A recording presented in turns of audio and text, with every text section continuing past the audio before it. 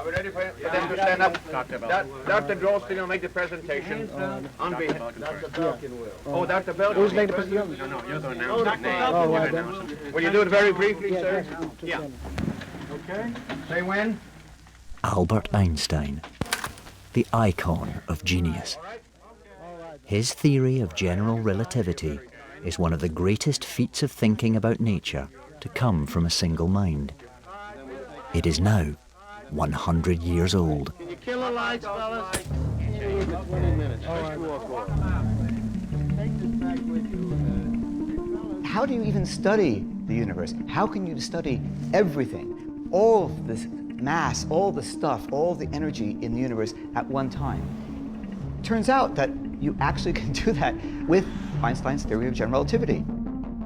One mathematical sentence, and from it you can derive the understanding of the entire universe on the largest scales. And that is beautiful. How did a theory that explains so much come from one person? Einstein had a magical talent. He could take a hard physical problem and boil it down to a powerful visual image, the thought experiment. This is the story of how a young Albert Einstein imagined a series of thought experiments that fundamentally altered our view of reality. The problems are formulated simply, but it turns out that the answers revolutionize the whole of science.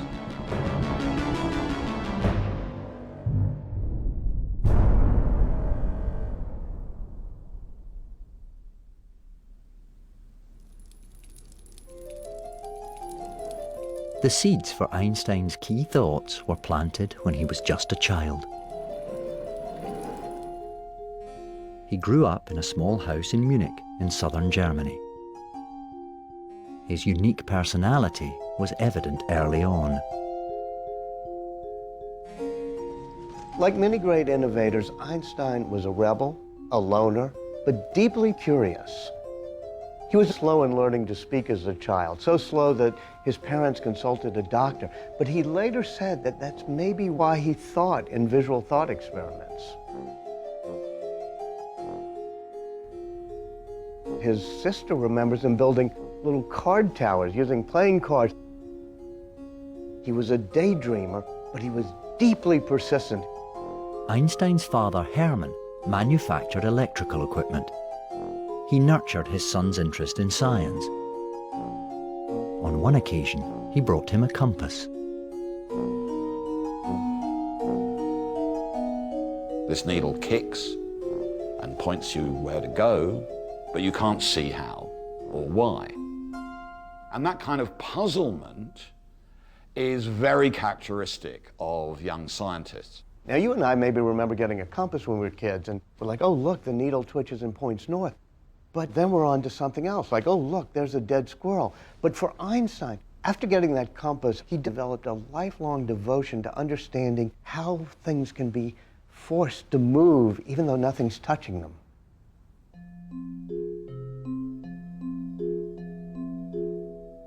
The young Einstein became gripped by a desire to understand the underlying laws of nature.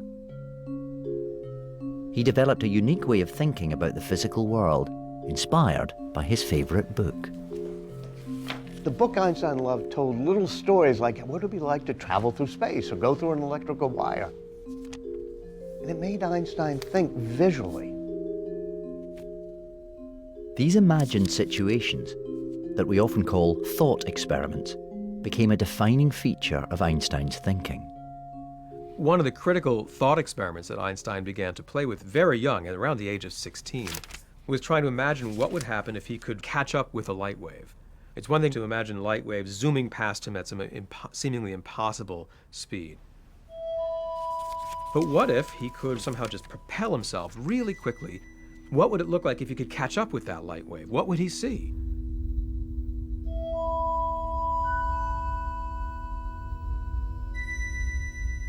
He said it caused him to walk around in such anxiety his palms would sweat. Now, you and I may remember what was causing our palms to sweat at age 16, and it was not a light beam. But that's why he's Einstein.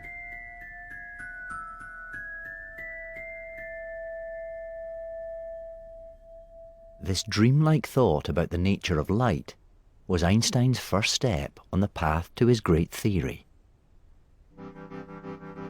It stayed with him throughout his time at school and college. He was extremely gifted in science and math as a young person and very bad at other classes, mostly because he kept cutting class and being very rude to his teachers. Many teachers from when his high school days on were convinced he'd never amount to anything.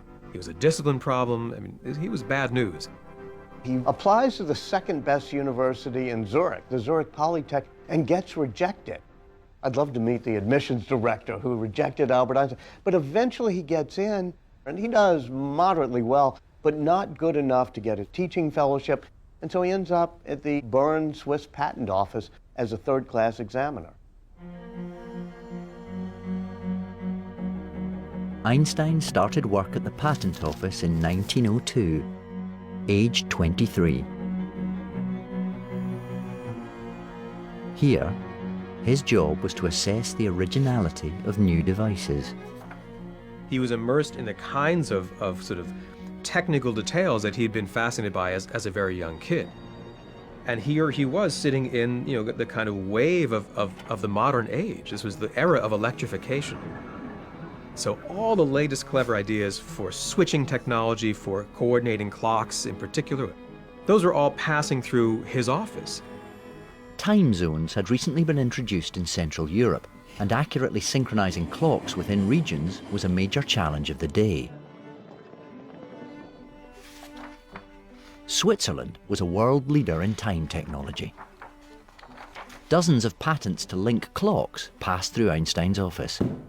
He could whip through these patent applications, and then out of his drawer he'd pull his physics notes, and his boss was very indulgent and would sort of turn a blind eye as Einstein was doing his theories in his spare time. It's really important to remember that theoretical physics was new when Einstein was a young man. You could do quite a lot of this work by reading a relatively small number of science journals and making the calculations yourself. Einstein's world in 1905 was dominated by two kinds of physics. One was about 200 years old, founded by Isaac Newton, British natural philosopher. For Newton, all there is in the world is matter moving. Newton showed that the motion of falling apples and orbiting planets are governed by the same force: gravity. His equations are so effective, we still use them today to send probes to the farthest reaches of the solar system. The other important theory of Einstein's day covered electricity and magnetism. That branch of physics had been revolutionized in 1865 by the Scottish physicist James Clerk Maxwell. Maxwell's theory describes light as an electromagnetic wave that travels at a fixed speed. This prediction that the speed of light will be an absolute fixed value, never faster, never slower, never stopping. That is so surprising, because ordinary things don't have a prediction from fundamental law what their speed is. A basketball can be fast or slow, or it can stop. There's no fundamental fact of the speed of a basketball. This notion of a fixed speed of light captivates Einstein. He visualizes it in a brilliant thought experiment.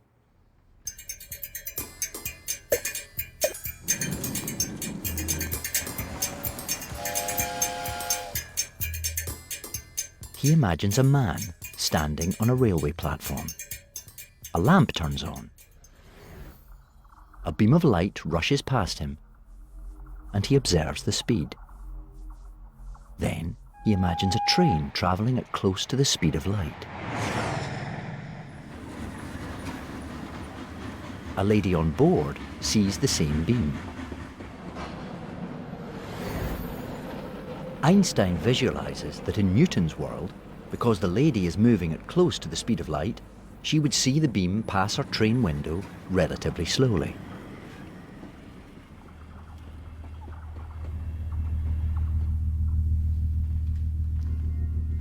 But in Maxwell's world, the speed of light must be the same for both the man and the lady.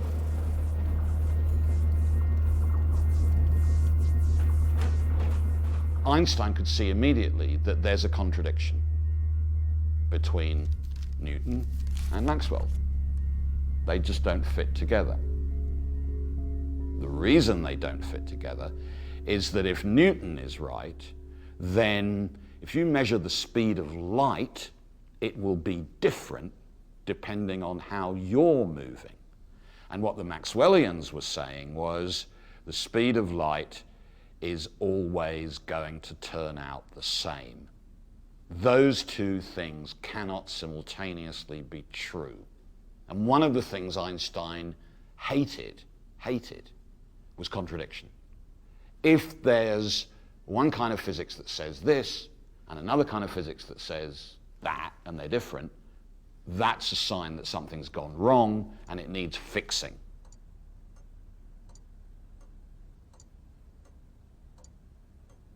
For months, Einstein wrestles with the problem. Eventually, he makes his breakthrough. He focuses on a key element of speed: time. He realized that any statement about time is simply a question about what is simultaneous. For example, if you say the train arrives at 7, that simply means that it gets to the platform simultaneous with the clock going to 7. He feels this crucial notion of things happening at the same moment should depend on how you're moving. And that would mean the flow of time might not be the same for everyone. He explores this radical idea in another thought experiment. Again, he imagines the man standing on the platform. This time, 2 bolts of lightning strike on either side of him. The man is standing exactly halfway between them, and the light from each strike reaches his eyes at exactly the same moment. For him, the 2 strikes are simultaneous.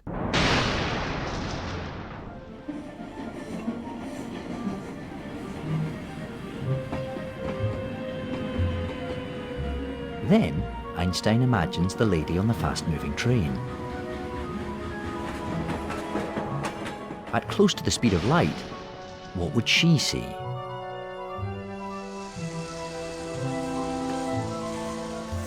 As the light travels out from the strikes, the train is moving towards one and away from the other. Light from the front strike reaches her eyes first. For the lady, time elapses between the 2 strikes. For the man on the platform, there is no time between the strikes.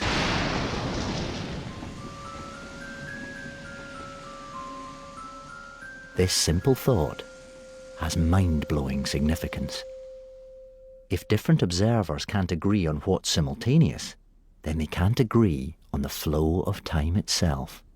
If there's no such thing as simultaneity, then there's no such thing as absolute time everywhere throughout the universe, and Isaac Newton was wrong. The lady on the fast-moving train does measure the speed of light to be the same as the man, because relative to him, her time runs slower. This concept, that time and space are flexible depending on how you're moving, became known as special relativity. It led to remarkable results, such as the famous equation relating energy to mass. Einstein published this article in 1905 to exactly no acclaim. Most people ignored it. This was not setting the world on fire. 2 years go by before a very eminent physicist, Johannes Stark, invites Einstein to write a review article on Einstein's own work precisely because no one was paying attention. And he begins thinking about ways to generalize him, to push his own results from 1905. What if he considers not only a train moving at a fixed speed past the platform, What if that train begins to speed up or slow down? What if there's acceleration? Adding acceleration to the equations was his first task. Then there was that mysterious Newtonian force of gravity to contend with. In Newton's theory, gravity is a force that acts instantaneously. But special relativity says that's impossible.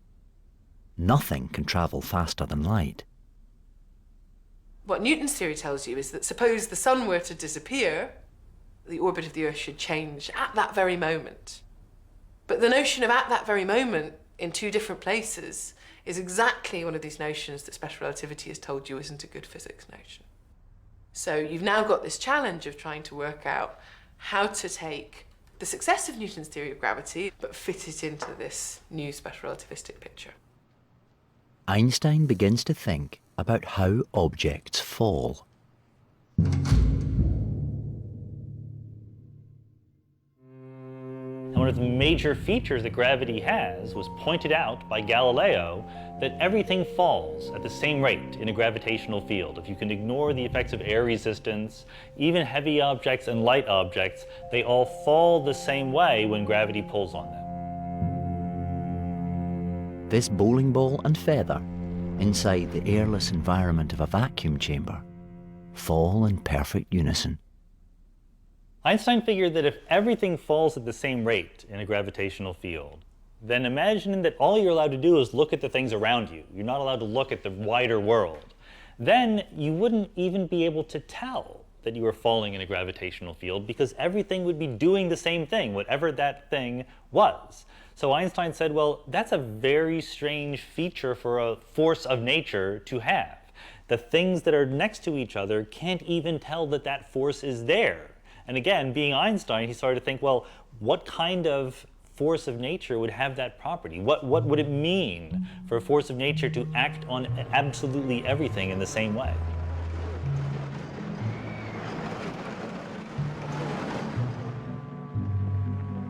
Einstein feels that there must be an important link between gravity and acceleration.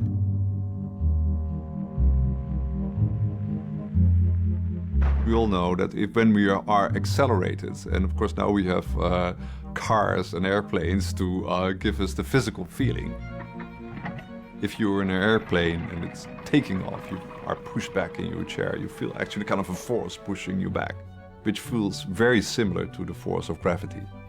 But you need kind of the brilliance of Einstein to explain why they are related. We have another moment here where Einstein is looking at something familiar, but then seeing it in a different way and concluding some remarkable new principles about it. Suddenly, he hits upon what he describes as the happiest thought of his life. What if gravity and acceleration are really the same thing? Again, he examines the idea in a beautiful thought experiment. He imagines a man in a box, floating weightlessly in a distant region of space in zero gravity. Suddenly, the man stops floating and finds himself on the floor. What has happened? Either the box is now close to a planet, and the force of gravity has pulled the man downwards, or someone has attached a rope and the box is now being pulled and accelerated upwards.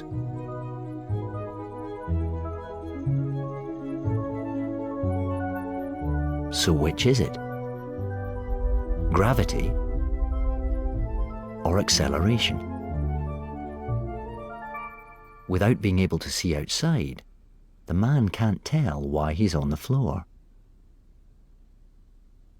Einstein realized that there is no way to tell the difference between sitting in a gravitational field and being accelerated, that these are equivalent situations. The fact that these two effects are the same, give the same result, means that gravity is acceleration. It's not just like acceleration, it's the same thing. It's a big breakthrough. by extending his theory of special relativity to include acceleration, he could begin to formulate a new theory of gravity.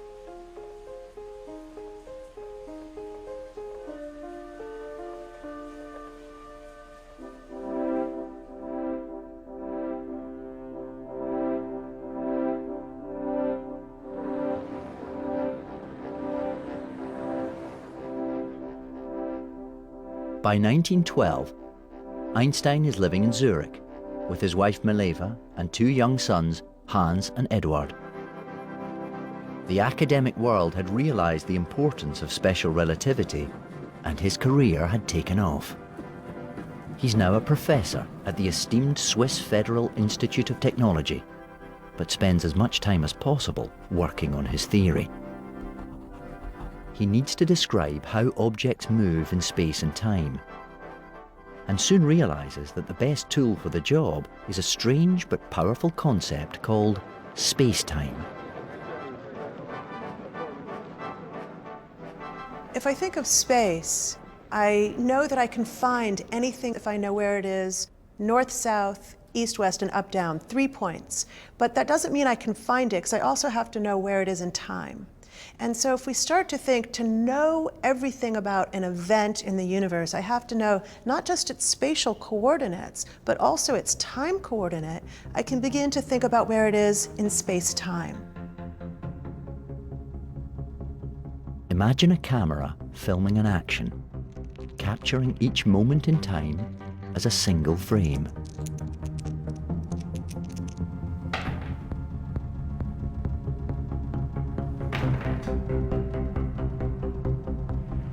Einstein basically tells us, think of the movie reel. So you have all these little pictures. Now cut them apart one by one and stack them on top of each other. You get this pile, and if you go up in the pile, you go up in time. And now kind of glue them all together into one big block. And that block has both space and time. And that's the space-time continuum. It's almost looking at a movie not frame by frame, but seeing the whole movie at once. They would now be kind of two strands going up in space and time, and they would be kind of spaghetti strands. In fact, we all are spaghetti strands moving in this space-time. Einstein feels that space-time is the natural arena in which his theory of relativity should play out. But now he needs sophisticated mathematics. By your standard or mine, Einstein was good at math. He was Einstein, but he was not really a mathematician per se. He didn't prove theorems, he didn't pore over math books. He was a physicist. He did thought experiments. He thought of very tangible, concrete situations and what would happen. So when it came time for him to really bear down to the absolute cutting-edge mathematics of his day, he required help. He has to have a better grasp of how to describe paths of objects as they move through space-time. He needs new mathematics, and he doesn't have that at his fingertips, so he has to go look for it.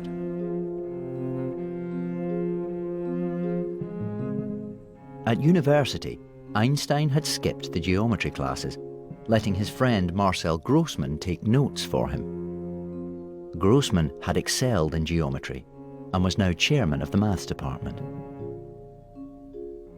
He suggests Einstein uses advanced mathematics in which the shape of space and time could be curved. Because space-time has a geometry, he thinks to himself, well, maybe it's the actual shape of space-time itself that is giving rise to gravity. After months of work, Einstein has an extraordinary idea. What if space-time is shaped by matter? And that's what we feel as gravity. In struggling to figure out what causes gravity, then, Einstein has this great insight. It is simply that a mass distorts the shape of space-time around it. So we get rid of this force of gravity, and instead we have curvature of space-time. In Einstein's universe, then, if space were empty, it would be flat. There'd be nothing going on. But as soon as you put objects down, they warp the space and time around them, and that causes a deviation of the geometry so that now things start moving.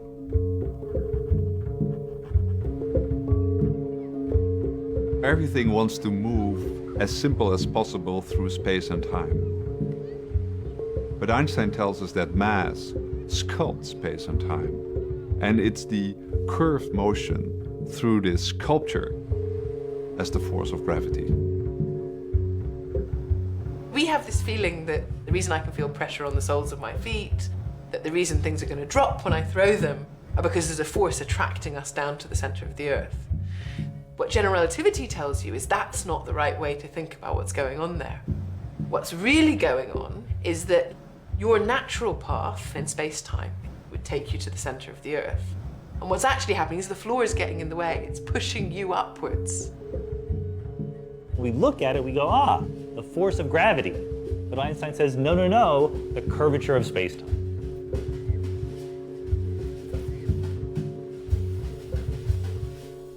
It's a stunning insight. Just as an ant might feel forces pulling it left and right as it walks over crumpled paper, when it's simply the shape of a surface dictating its path, Einstein saw that what we feel as the force of gravity is in fact the shape of the space-time we're moving through.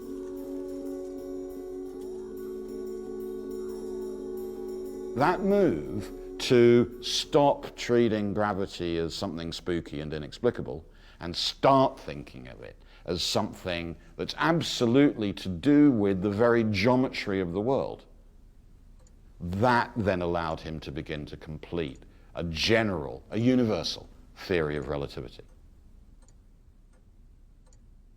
Einstein now has everything he needs to formulate his final theory of gravity. But he makes a critical mistake. He misinterprets one of his equations, and unaware of his error, continues working on incorrect ideas. The point at which Einstein is going to give the most essential equations of the theory, Einstein considers something like them and then says, ah, but these don't work, and then writes down the wrong equations.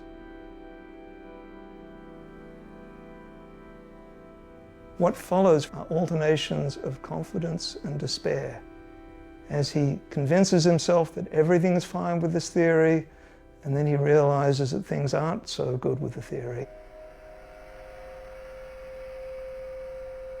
It is a long, dark period for Einstein as he struggles to reconcile himself with a theory that is just not working.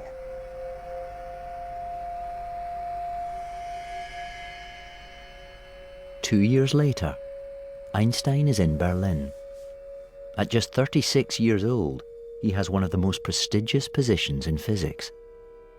But he is still struggling with his theory.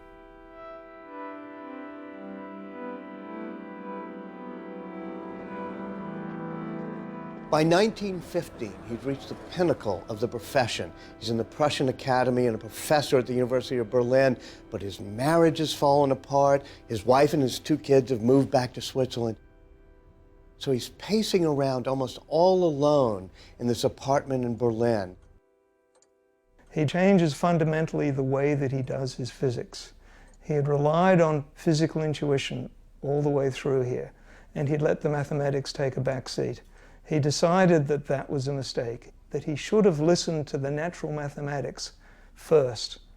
And Einstein adopted that new method and started to write down not the equations that he thought were physically the most plausible, but the equations that were mathematically the most natural.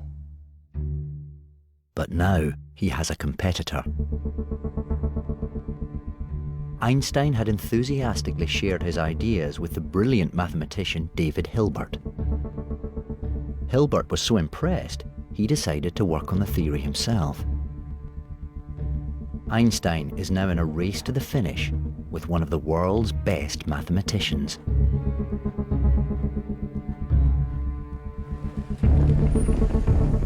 This is unfolding in a remarkably dramatic period in history. World War I has begun to ravage Central Europe. Einstein is not just toiling sort of in the abstract, he's toiling as the world seems to fall apart. That affects whom he can send letters to, it affects what journals from other countries he can even receive in the midst of the blockade.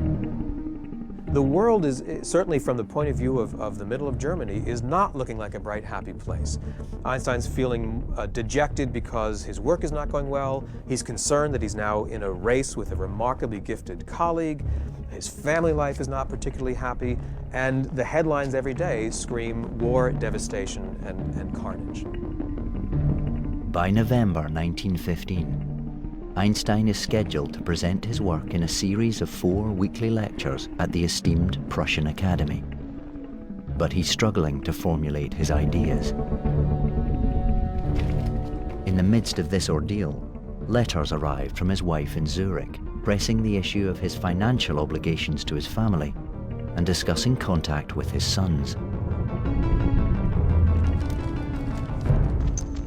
As his lectures begin, his theory is still far from complete. The pressure on Einstein is huge. He would give a lecture, revise it, give it again. Spot mistakes, correct them, get up on the podium, explain what was wrong in the previous week's lecture, correct it, and then move on. And then do that again and again for 4 weeks running. His work to convince them of the truth of this absolutely radical new theory of relativity that he was proposing is one of the most intense periods of work in the history of science.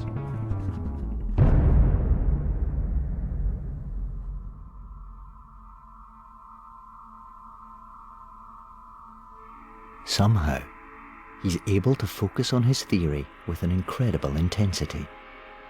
And he makes his breakthrough. He tests his equations on a problem that Newton's theory of gravity couldn't solve: the orbit of Mercury. Mercury's path around the Sun has an anomaly that Newton's theory can't explain. It deviates slightly each time it goes round. Einstein calculates the orbit with his new equations. The answer is correct. Exactly what astronomers had observed. He'd found the final equations for his general theory of relativity.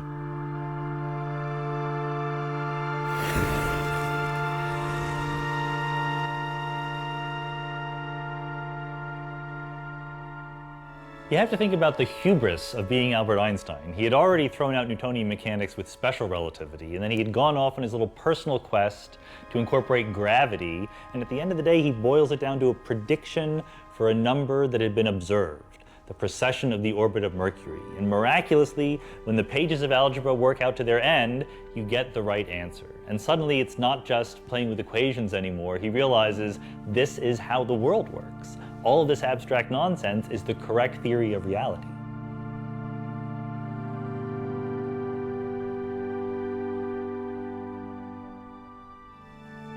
Einstein is at last able to present a successful theory. That's a triumphant moment, one of the great moments in the history of physics. And for Einstein, a victory very much against the odds. And he'd won. On the 25th of November 1915, Einstein lays out his findings in his climactic 4th lecture at the Prussian Academy. He presents general relativity. The theory can be written as a single equation. It condenses sprawling complexities into a beautifully compact set of symbols. So the formula is really simple. G mu equals to G for the shape of space-time, C to the 4th, and T for the distribution of mass and energy. So this very simple formula captures all of Einstein's general relativity. It's a beautiful, simple equation, but it's a lot of work to unpack the symbols, the mathematical symbols, and see how in this very simple formula, the whole geometry of the universe is hidden. It's kind of an acquired taste to see the beauty. It's also a signature formula for Einstein. The true mark of his genius is that he combines two elements that actually live in different universes. The left-hand side lives in the world of geometry, of mathematics. The right-hand side lives in the world of physics, of matter and movement. And so perhaps the most powerful ingredient of the equation is this very simple equal sign here, these two lines that actually are connecting the two worlds. And it's quite appropriate, there are two lines, because it's two-way traffic. Matter tells space and time to curve. Space and time tells matter to move.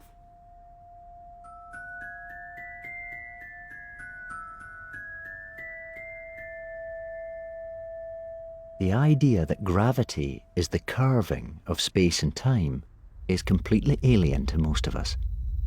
It's hard to imagine that time itself can be warped. But it's real. We can measure it. The Earth's gravity, the distortion of space and time, reduces the further you are from the mass of the planet. Time flows quicker at altitude. To put this to the test, a team of specialists has placed a highly accurate atomic clock at the top of New Hampshire's Mount Sunapee, 2,700 feet above sea level. After 4 days, they collect their clock and take it down the mountain to their lab.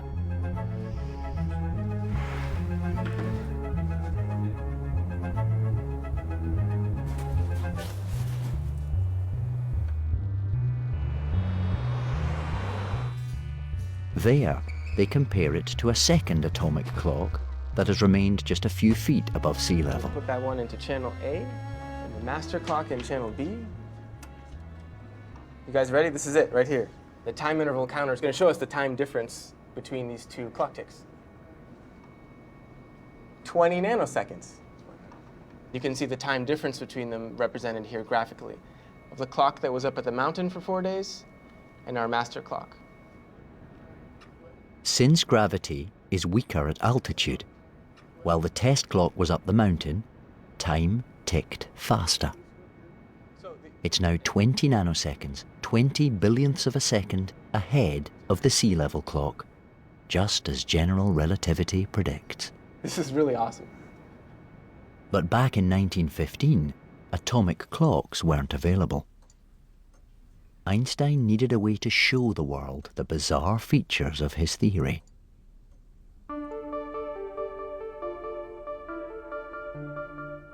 The general theory of relativity made predictions of things which look really strange. For example, the idea that light bends when it passes near a very heavy body. No one had ever looked for that. No one had ever observed it. Einstein was desperate to get astronomers to make that test. Einstein's theory predicts that when light from a distant star travels close to the sun, the warped space around the sun bends the light's path. In May 1919, the English astronomer Arthur Eddington travelled to the African island of Principe to record images that would show this phenomenon. Right at the end of the war, Arthur Eddington, very much keen to work with Einstein, first because he took the general theory of relativity very seriously. He was a huge admirer of Einstein, but also because he was a Quaker, a pacifist. He wanted as quickly as possible to, as he put it, solve the wounds of war, to bring the British and the Germans back together. What Eddington had been able to do was take photographs of stars during a total eclipse of the sun. So the moon blocked most of the brightness of the sun, and little pinpricks of light could be seen around the sun, otherwise would be lost in the glare. And Eddington and his colleagues were able to measure that the appearance of those stars had been shifted compared to where they would have been had that big mass of the sun not been deflecting that light from far away. Eddington's able to show in November of 1919, just 1 year to the day after the end of World War I, that Einstein's general relativity theory is right and a revolution in science has been accomplished.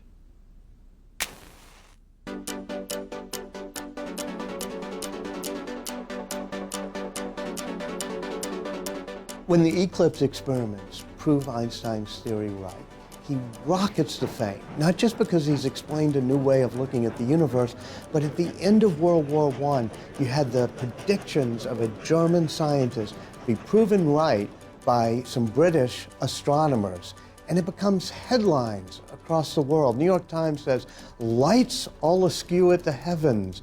Men of science more or less agog." This is back when newspapers knew how to write great headlines, but Einstein kind of loves this fact that he is now an icon of science.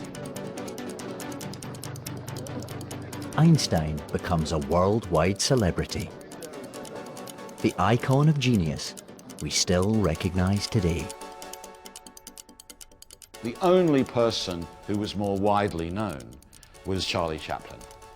And they got on like a house on fire. Chaplin said, "The reason they all love me is because they understand everything I do.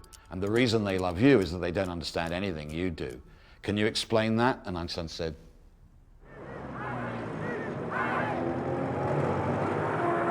But in 1930s Berlin, the Nazi Party is gaining power. As a Jewish scientist, Einstein becomes increasingly caught up in the political unrest. Einstein's theories became a target. They were deemed sort of aesthetically repugnant to a kind of Aryan sensibility. So people attacked not just Einstein, the Jewish scientist, but they would actually have people denouncing general relativity. In January, Nobel Prize mathematician Albert Einstein visited California. He begins to make trips to America, where he is welcomed with open arms. Germany's lost, America's gain. And in 1933, he settles in Princeton, taking up a position at the Institute for Advanced Study. Today, the institute is headed by Professor Robert Digraph. He basically was still very much by himself, just actually as he was in Berlin, just concentrating on his deep ideas and struggling with the understanding the universe. Of course, his office was here. At the Institute, Einstein worked to unify his theory of gravity with the other laws of physics.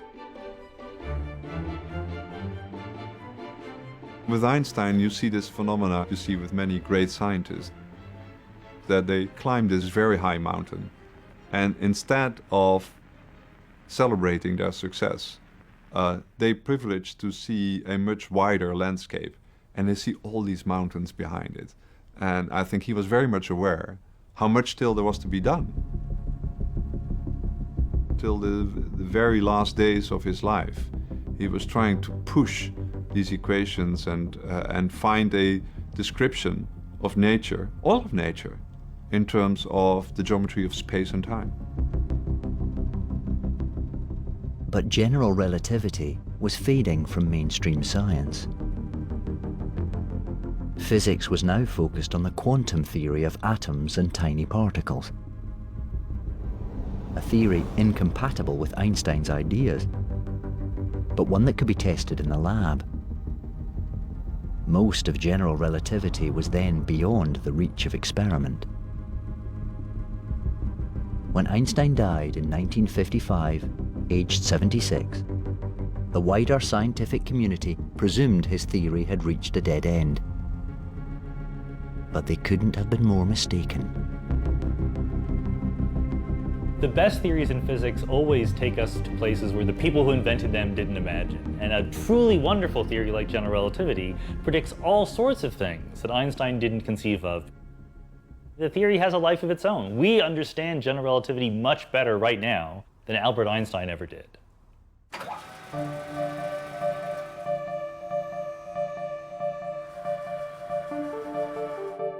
Today, huge telescopes peer deep into the universe.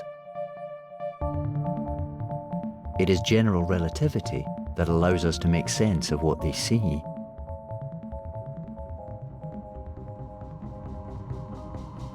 And there's one prediction of Einstein's theory this technology has allowed us to explore that is straight out of science fiction. A black hole. Everything that we're familiar with in ordinary life is made from matter, but not black holes. Black holes are made from warped space and time, and nothing else. A black hole is an object that is spherical, like a star or like the Earth, with a sharp boundary called the horizon, through which nothing can come out. So it casts a shadow on whatever is behind it. It's just a black, black shadow, unbelievably black. This simulation shows the distortion of starlight around a black hole. Even though Einstein knew his theory predicted black holes, he found it hard to believe they would really exist in nature. In the 1960s, Professor Kip Thorne worked on the mathematical concept of black holes. The idea made sense on paper, and he began to feel that these science fiction-like objects might actually be real. Must be here somewhere. It's in one of these piles. Kip made a bet with fellow physicist Stephen Hawking about whether or not a strong source of X-rays known as Cygnus X1 was, in fact, a black hole. Yeah, here we go, relative stars and black holes. Yeah, there it is. So that is a copy of the famous bet.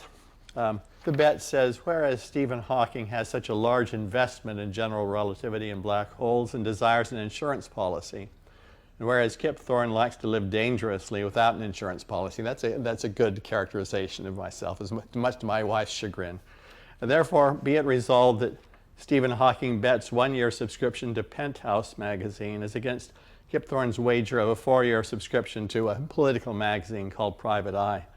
That Cygnus X1 does not contain a black hole of mass above the Chandrasekhar limit.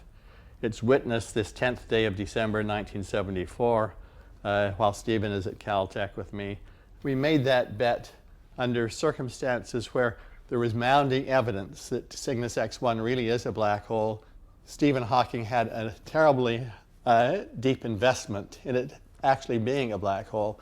And so he made the bet against himself as an insurance policy that at least he would get something out of it if Cygnus X1 turned out not to be a black hole. The evidence mounded thereafter over the period of the 70s and 80s. And in June 1990, Stephen snuck into my office and signed off on the bet that finally the evidence was absolutely overwhelming that Cygnus X1 really is a black hole. And Penthouse magazine arrived. He sent me the British version of Penthouse, which was ever so much more raunchy than the American Penthouse, actually enough to make my face turn red when I received it at first.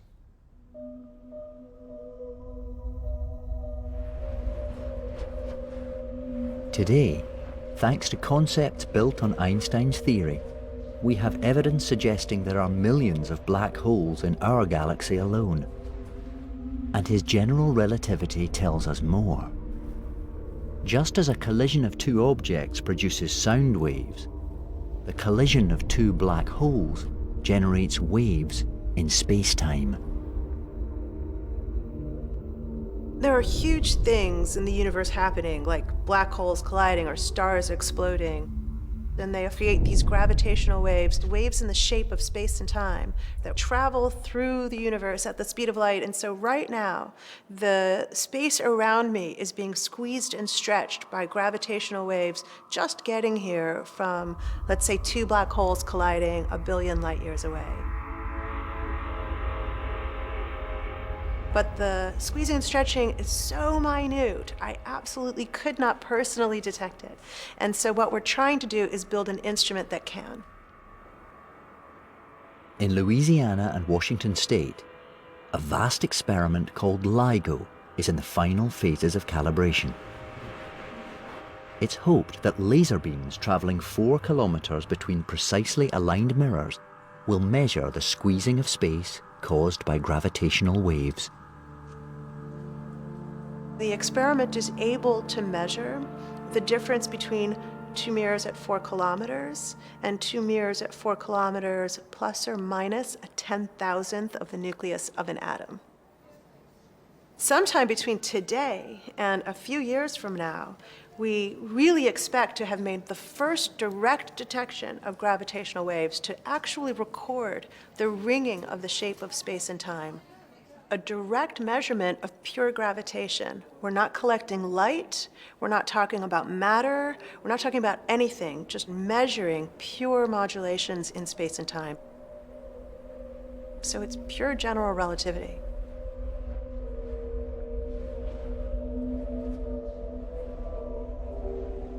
Of all of Einstein's theory's remarkable breakthroughs, the most profound is that our universe has a beginning.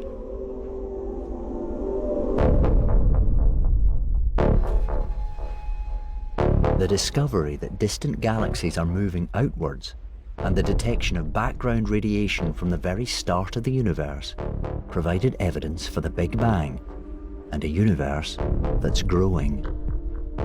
With this picture of the expanding universe, there are some natural questions. Is the universe slowing down as it expands? Is it so dense that someday it'll come to a halt and collapse? Will the universe come to an end? These seem like good questions. To find answers, in the 1990s, Saul and his team studied exploding stars, called supernovae, to track the growth of the universe. When we made the measurement, we discovered that the universe isn't slowing down enough to come to a halt. In fact, it's not slowing at all. It's speeding up. The universe is expanding faster and faster. In order to explain the acceleration of the universe within Einstein's theory of general relativity, we're considering an energy spread throughout all of space that we've never seen before. We don't know what it is. We call it dark energy. And if so, it would require something like 70% of all the stuff of the universe to be in this form of previously unknown dark energy. So this is a lot to swallow, and you might imagine that at that point you should go back and revisit your theory. The problem is that Einstein's theory is so elegant, and it predicts many, many, many digits of precision that it's very, very difficult to come up with any other theory.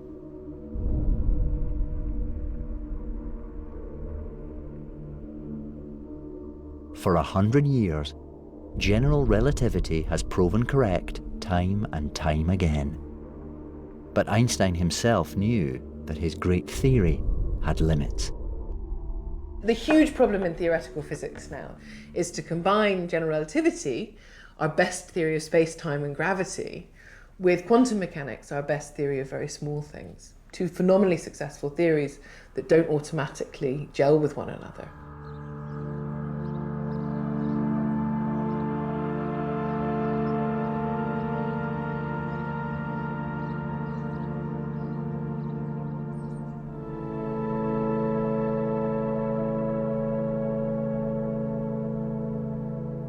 Here at the Institute for Advanced Study, where Einstein worked, the world's leading theoretical physicists are trying to solve the problem Einstein never could.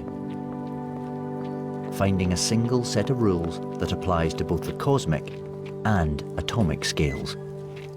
A unified theory, the holy grail of physics. We are now in what at this time is the School of Physics, so here people are still struggling with many of the same issues that Einstein was struggled and are still trying to capture the laws of the universe from this very small to the very large in a single equation. And it's still blackboards that are the weapon of choice.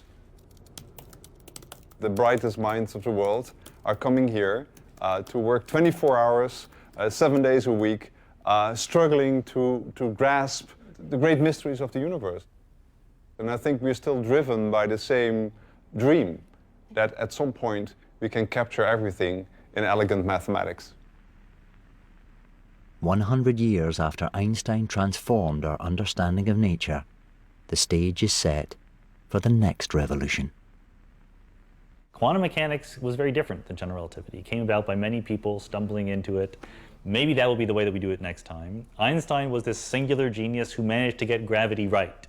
He didn't manage to get quantum mechanics right. When we finally move beyond Einstein, it might be another singular genius that comes along, someone struggling in a poor school in Kenya right now that we don't know about, or it might be 20 different people with 20 different points of view gradually building brick by brick to finally figure out a more comprehensive view that includes general relativity in it.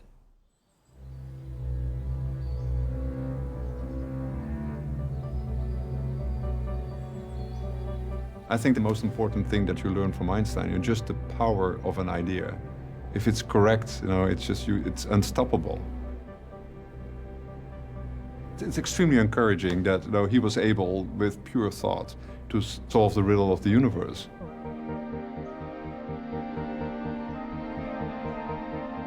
There are only a few moments in science history where we've had to completely rethink our picture of the world that we live in, and this was one of those moments.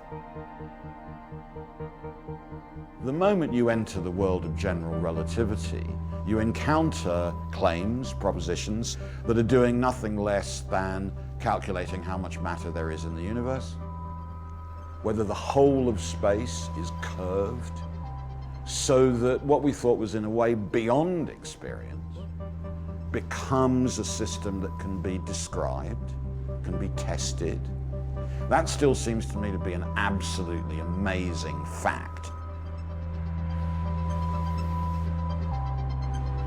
Well, you have the huge universe, and it obeys certain laws of nature, but where in the universe are these laws actually discovered? Where are they studied? And then you go to this tiny planet, and there's this one individual, Einstein, who captures it. And now there's a small group of people walking in his footsteps and trying to push it further. And I often feel, well, this is a small part of the universe that actually is reflecting upon itself, that tries to understand itself.